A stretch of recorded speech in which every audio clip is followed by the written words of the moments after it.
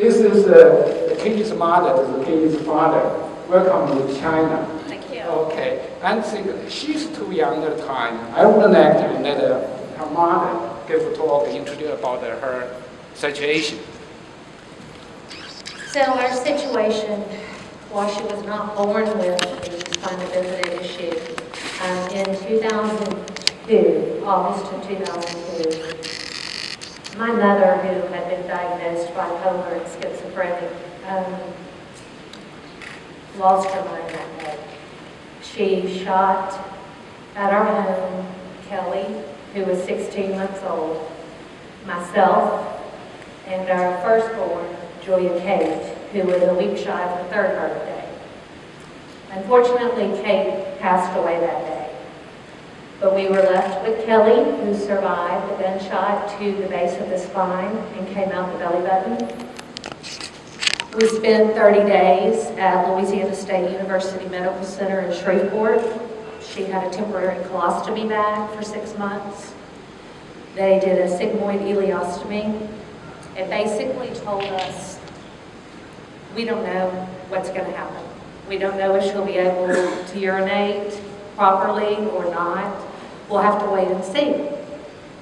So we waited. But as any good parents do, you don't give up on your children, right? You keep looking, you look for answers. My dad read a prayer of complete healing over her every day in the hospital. In 2006, I stumbled across the clinical trial that was taking place in Michigan. I contacted the nurse. I knew in my heart and my soul and just in my gut as a parent that that was the answer. I had no uncertainty about it. I just knew it. But I was totally deflated and devastated when I was told, well, she has every qualification. She doesn't have spinal bifida. She can't be in the trial. And I said, well, all I can tell you is that this is what my child needs. How do I reach the doctor in charge? And she shared his email with me. So I reached out, and he responded and really thought that because she had a fully functional bladder and bowel before the injury, that she should be successful with it. So we went back and forth for a couple of years trying to figure out how we were going to get this done. And we really wanted it done in our hometown so that we had our support of family and friends. We went and visited with the local neurosurgeon there and took him all the information that I had collected. Everything that had your name on it with Google, I printed. And we approached him with it and we said, please just look at this, investigate it. Tell us if you'll be willing to help with the surgery. And he told us that he was very doubtful because it's gunshot damage. It's permanent. The velocity, the heat of the bullet, it just is irreversible. But he could see by the look in our eyes, the hope and determination that we had, and he owed it to us, he said, to at least investigate it. He spoke with Dr. Xiao. Approximately 3 weeks later, he says, okay, we're doing this October the 8th. Which was about 3 weeks after that. Wow, 3 weeks and our daughter's life's about to be changed.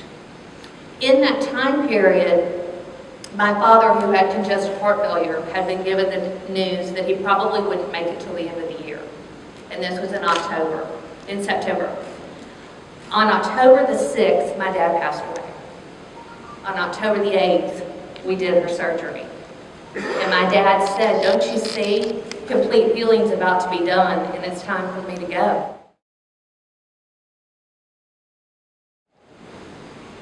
So God has been through this whole thing, and it's what gave us our strength. Along with Dr. Xiao, by showing her that things can be reversed. Everything doesn't have to be permanent. About 5 months after the surgery, I remember Dr. Xiao said, I have no idea what to tell you. I don't know what to expect. We've never done this before on a child like this, on any child other than spina bifida. So you're going to have to let us know how it goes, the progress.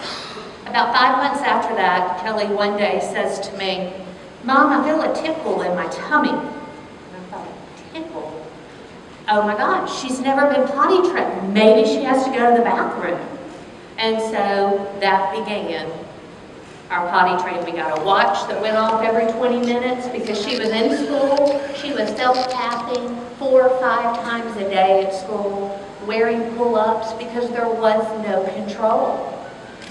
She has developed into such a wonderful young lady. She's headed to school to be a veterinarian.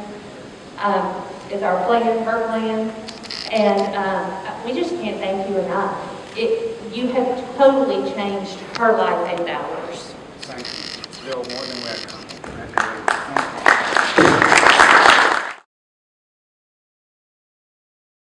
This is the patient. Out of the trial, I personally directly ordered their post-surgery care. I asked them to stop catheter at the 3rd month post-surgery. I said, don't use any digital whatsoever. And then they reported to me, okay, they had a mild UTI, and they have the residual about 200. I said, good. The residual 200 is good for her to expand his bladder, put the stimuli back, and let the brain to coordinate or reorganize this new reflux. And then in half a month, she was able to hold the urine, and then for half an hour, for 1 hour, for 2 hours, and then very quickly in 5 months, totally normal. So this is my directly order there stopping CIC, stopping dystrophin.